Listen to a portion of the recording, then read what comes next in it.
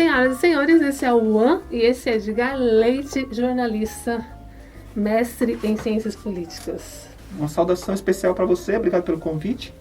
E obrigado, agradeço a todo mundo que vai assistir, vai acompanhar essa entrevista. A primeira pergunta, o jornalismo te escolheu ou você escolheu o jornalismo? A pergunta é bem difícil essa daí, mas eu acho que eu escolhi o jornalismo porque desde criança, eu tinha 10 anos, eu já falava em ser jornalista. Então, assim, eu queria para mim uma profissão que conciliasse a leitura com a escrita, né? Eu gostava muito de escrever e de ler. E aí, dentro do jornalismo, eu escolhi a profissão que eu me identificava mais, que é com a leitura e com a escrita. Muito bem. O seu pai ficou um pouco chateado? Então, meu pai, ele é advogado, né? Ele era advogado, faleceu em 2003, ele era advogado. Quando eu falei para ele que ia fazer jornalismo, ele ficou um pouco chateado porque ele queria que eu fosse advogado também. Mas aí no final ele falou para mim, escolhe o que te faz feliz, né? E aí foi quando eu escolhi, porque assim, há muito tempo eu já queria essa profissão. Como eu te falei, quando eu era adolescente, 10, 11 anos, eu já queria essa profissão para mim. E engraçado que o meu pai, ele era advogado e trabalhava como chefe de recursos humanos em empresas de São Paulo. E a última que ele trabalhou foi em Poá, antes dele abrir um escritório. E depois que ele saiu dessa empresa, ele ficou 1 ano desempregado. E antigamente, lá nos anos 80, final dos 80, começo dos 90, os 2 grandes jornais da capital eram a Folha de São Paulo e o Estadão, continuam sendo, né? Sim. Mas eu digo em termos de anúncio de emprego. E eu todo domingo de manhã, 8 horas da manhã, eu ia para a banca de jornal que ficava perto de casa para comprar o jornal para o meu pai tirar lá as oportunidades de emprego. E eu entregava para ele o caderno de classificado de emprego e ficava lendo o jornal. E aí, depois de 1 ano, ele conseguiu um emprego. E eu fiquei pensando, puxa, eu não vou mais na banca para pegar o jornal. E aí, depois disso, eu continuei indo. Eu mesmo, por conta própria, ia lá e pegava o jornal para me ler. E foi daí que surgiu essa paixão pelo jornalismo, jornal impresso, principalmente. O seu primeiro emprego foi no jornal? Olha, eu trabalhei como office boy na Avenida 9 de Julho, altura do número 2500, entre a rua Pamplona e a Alameda Lorena. Eu era office boy lá, de uma empresa de segurança. Depois eu passei para auxiliar de faturamento e eu saí da empresa para assumir uma redação, para trabalhar numa redação, que era o meu grande sonho. Eu fiquei 4 anos nessa empresa em São Paulo, mas o meu primeiro emprego foi lá.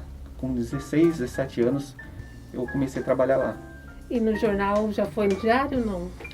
O Diário de Suzano foi o meu segundo. Eu trabalhei no Diário de Itaquá, que era o dono lá, era o seu Emelson Martins Pereira. Ele me chamou para trabalhar no Diário de Itaquá. Eu fiquei lá acho que 6 meses. Depois eu vi que tinha o Carlos Magno, falou para mim na época, então, tem uma oportunidade lá no Diário de Suzano. Você não quer fazer um teste lá? Aí eu demorei para vir fazer o teste, porque eu continuei lá no Diário de Itaquá. Mas aí um dia, tanto ele insistiu, eu vim fazer um teste aqui no Diário de Suzano. Na época era Simone Leone, que era a editora. Eu fiz o teste, ela gostou e até hoje estou aqui. Mas eu trabalhei como freelance também na revista da Associação Paulista de Municípios, numa revista da editora Escala, que é uma revista de sociologia e política. Eu trabalhei também como colaborador do Observatório da Imprensa, que é um site, colaborando só com artigos. Mas nunca saí daqui, sempre foram trabalhos paralelos ao Diário de Suzano. Sim. Você disse em entrevista a Carlos Magno que jornalismo é um dom. Sim. É um dom? É um dom porque o jornalista, ele tem que... É um dom, porque ele tem que ser curioso, ele tem que gostar Você é curioso? Muito. Eu sempre quero saber das coisas. Porque o jornalista, ele não sabe de nada, mas ele sabe de tudo. Ele é generalista, ele não é especificamente dominante de um assunto. Ele tem que dominar tudo. Ele não é especialista em algo, ele é especialista em generalidades. Então você tem que saber de tudo, você tem que ser curioso em tudo. Você tem que participar fazer uma entrevista com o médico, não sabendo de medicina, mas fazendo as perguntas certas. Você tem que fazer um advogado, não entendendo muito de direito, mas o jornalista acaba entendendo porque ele se aprofunda fazendo as perguntas certas para o advogado. E aí vai, e até as profissões mais humildes, que a gente respeita muito também, porque a gente tem que escrever para os mais humildes, as pessoas que não tiveram oportunidade de estudar, que essas pessoas leiam a nossa matéria e entendam, como alguém que fez doutorado. Você tem o doutor e doutorado tem que entender a mesma notícia que uma pessoa mais humilde que não tem oportunidade de estudar. Então é um desafio que a gente tem, é isso, né? Ser claro nos nossos textos. Qual que é a principal característica do jornalismo? A principal característica do jornalismo, né, que eu acho, ele é ser honesto com as reportagens que ele escreve. Porque a gente pode não ser, a gente tem que ser imparcial, não somos neutros. Por exemplo, nós não somos neutros, nós temos que ser imparcial. Vamos supor, agora que está tendo discussão do pedágio, da implantação de um pedágio na Mogi Dutra. O jornalista é contra a instalação de pedágio lá. Então nós não somos neutros, nós somos contra o pedágio. Só que quando a gente vai escrever essa notícia, temos que ser imparcial, abrir todos os lados. E principalmente, é o que é o mais importante que eu acho, o jornalista tem que ser honesto. Ele não pode deturpar informações, ele não pode colocar lá, pedir para pôr uma foto maquiada. Você tem que ser honesto naquilo que você está fazendo, que é o seu juramento que você fez quando você se formou, de ter a honestidade de escrever. Porque quando você senta ali para você escrever uma matéria, você coloca um pouco dos seus conceitos, né? Você coloca um pouco dos seus conceitos, da sua vivência de muitos anos que você tem, você acaba escrevendo no texto. Mas isso não pode interferir na notícia. Você deturpar uma notícia, você inventar uma notícia, né? Então, a honestidade, para mim, é a principal característica. Muito bem. Uma opinião sua sobre as páginas de notícias que têm surgido aos montes. São muitas páginas de notícia, muita informação. Você fala as páginas de Facebook? De Facebook. Então, essas, assim, o jornalista, quando surgiu a internet, e principalmente o Facebook e o Instagram, o jornalista acaba perdendo um pouco do protagonismo, né? Assim, ele não... se tem um acidente acontecendo na Glicério, antigamente as pessoas, para saberem disso, tinham que ler um portal de notícias, um diário de Suzano. Hoje essas páginas que tem por aí, elas já colocam esse acidente. Só que tem a única diferença que eu vejo é que no jornalismo profissional, nas páginas de jornalismo profissional, como o Diário de Suzano, você vai contar, você vai esmiuçar o que está acontecendo, você vai detalhar. A pessoa que lê, ela vai saber o que aconteceu, por que aconteceu, quando aconteceu, de que forma que aconteceu. Às vezes as páginas, por conta na rapidez de colocar, eles não colocam, eles não detalham essas informações. Mas eu acho que é isso, a gente acaba perde um pouco do protagonismo, as pessoas não têm mais tempo de ficar lendo, né? Então, lendo aprofundadamente, né, uma notícia, e acaba vendo nessas páginas, e é um nicho que eles pegaram, né, para eles estarem promovendo as páginas, e não tem muito o que a gente fazer. O jornal, a obrigação dele, nossa obrigação como jornalistas profissionais, é contar o fato de forma verdadeira. Você pegar ali todos os lados, né, você tentar detalhar, esmiuçar uma notícia. Checar, o que mais a gente faz é checagem, muito mais hoje, né? Checagem de informação. A gente não pode, por exemplo, teve um acidente na Glicério, ouvi dizer que tem, aí coloca lá. Ouvi dizer que tem, não. A gente só vai colocar a notícia se tiver certeza daquilo. Qual foi a pior manchete de jornal que você já... mais triste, você fala? Ou de erro? Assim? Não, a pior assim que você não gostaria de ter... A do caso do Raul Brasil foi muito chocante. Eu acho que a do Raul Brasil, a manchete da morte lá, dos alunos e funcionários, deu 8 no total, mais 2 dos suspeitos lá, né, que praticaram essa atrocidade, foi realmente, na minha opinião, acho que foi a mais chocante. Fiquei, acho que um mês assim, muito mal. Acho que você não esperava, né? A gente escuta muito no exterior. Na semana do episódio, eu fiquei muito mal. Chorava, sozinho.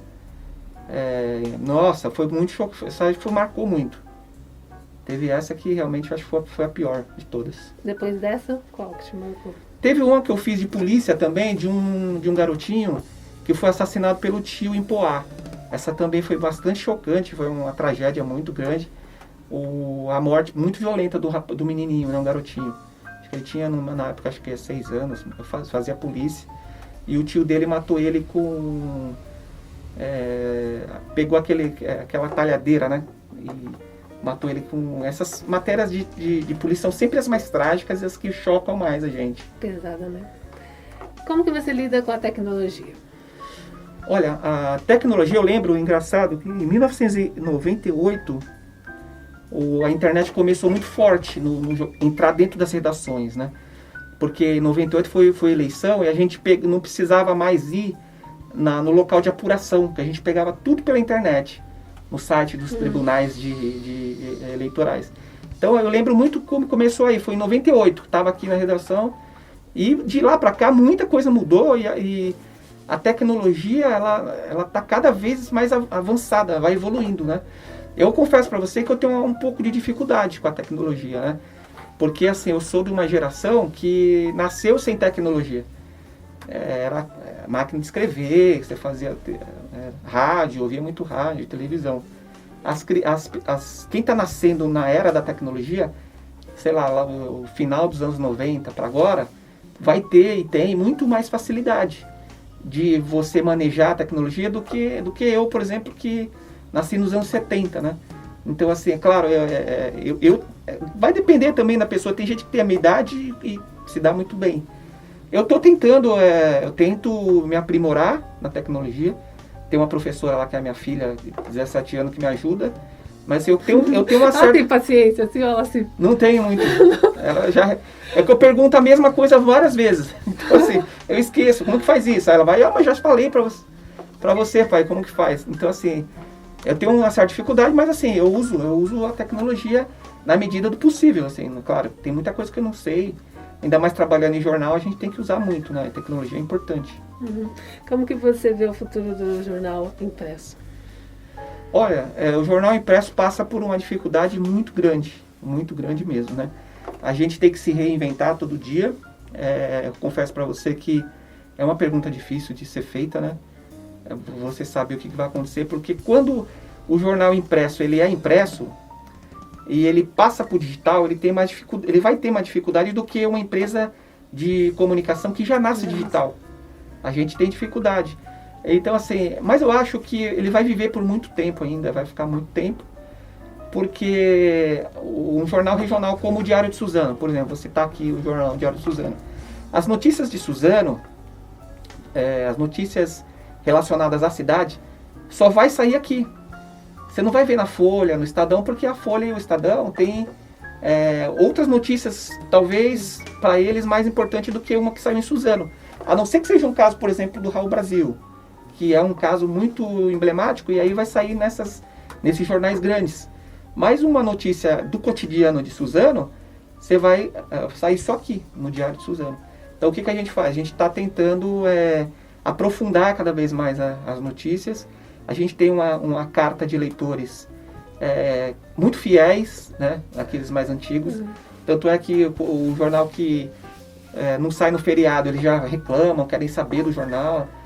Ligam para o jornal, às vezes para conversar com o jornalista mesmo, só para tirar dúvida. Então tem muito leitor fiel. A impressão que dá é que é diferente você pegar o jornal e ver a notícia ali, você pegar, do que ver numa rede social. Parece que não é tão concreto quanto... Que nem tem um senhorzinho aqui, eu esqueci agora o nome dele, me perdoe, eu esqueci o nome dele. A gente deixou de cobrir os jogos de quarta-feira à noite, que os jogos de quarta-feira à noite do Campeonato Brasileiro terminam 11h30, o jornal vai fechar lá para perto da meia-noite e meia, meia-noite e 40. Então o jornal deixou de acompanhar esses jogos à noite, não vai divulgar na quinta os jogos de quarta, porque o jornal fecha mais cedo. E esse senhor ligou para mim, ele falou assim, puxa, mas vocês não estão cobrindo? Aí eu falei, olha, não estamos, o senhor tem internet? Ele falou para mim, né? Aí ele falou, tenho, mas eu quero ver no jornal, no impresso. Então tem muito leitor assim ainda, né, que quer ver a notícia no impresso.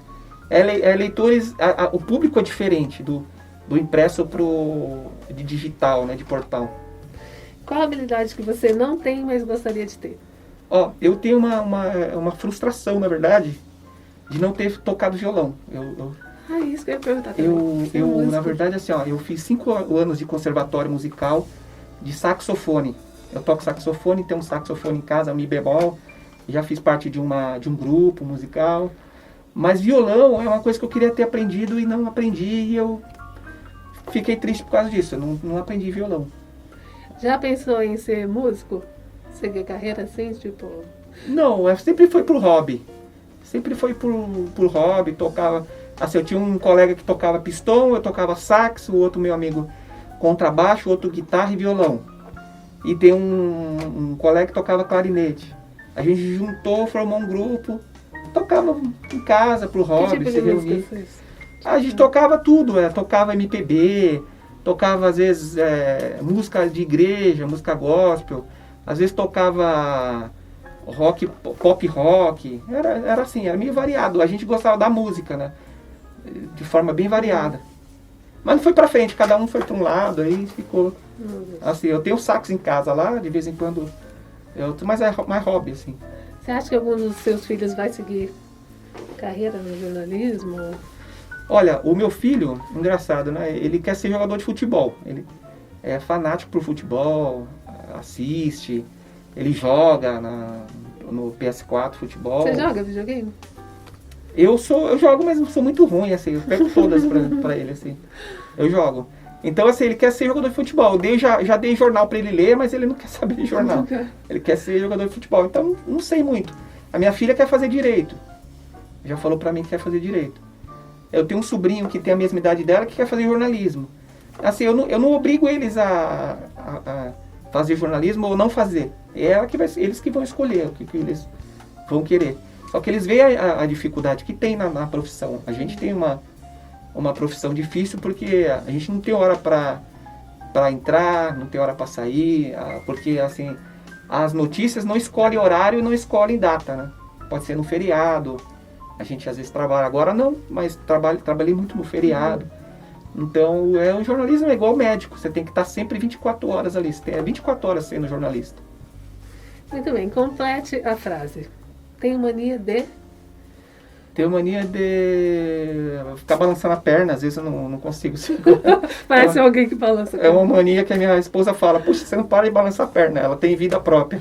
Você é hiperativo assim? Não. Tipo... Interativo? É hiperativo?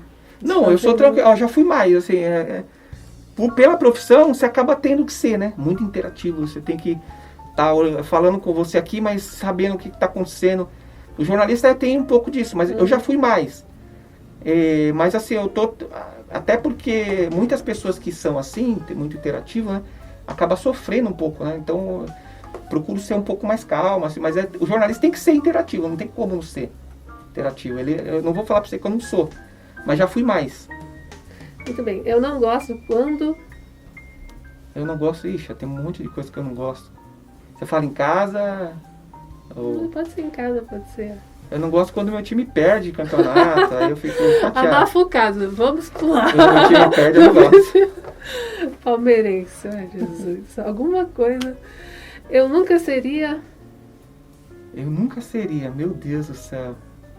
Eu nunca seria um político corrupto, acho que não. Acho que a política é importante na vida das... Mas seria político. Olha, todos nós somos. O ser humano é um ser político. Uhum. O que você está fazendo aqui comigo é uma política. Você está fazendo política comigo, né? Você está fazendo jornalismo, entrevistando isso. Porque o ser humano, o que é a política? A política, ela foi inventada para o ser humano conviver entre outro ser humano.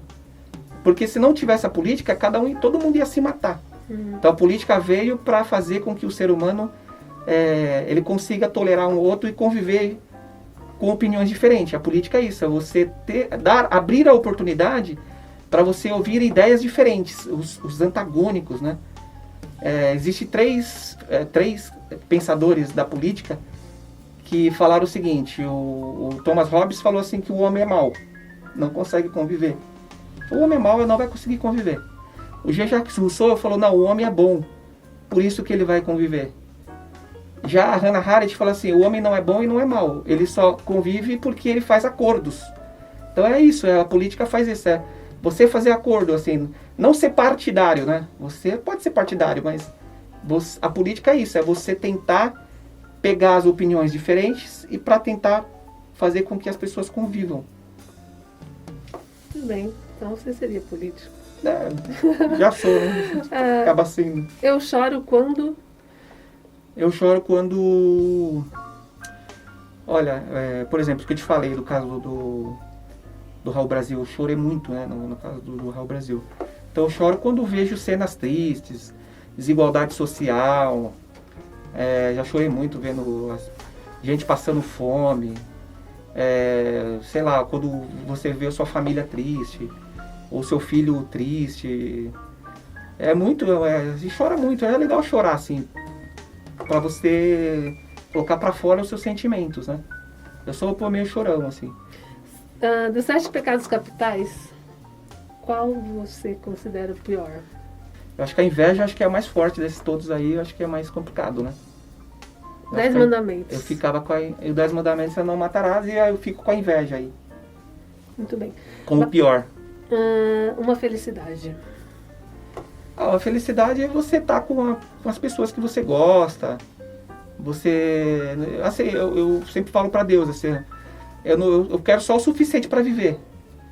Então, eu não sou muito de ficar pedindo muito, mas você tá com as pessoas que você gosta, acho que já é o principal felicidade para mim. Complete. Eu sou um ser humano esperançoso, né, com a vida, um ser humano de muita gratidão por tudo aquilo que eu conquistei e assim, sigo na caminhada em busca de melhorias.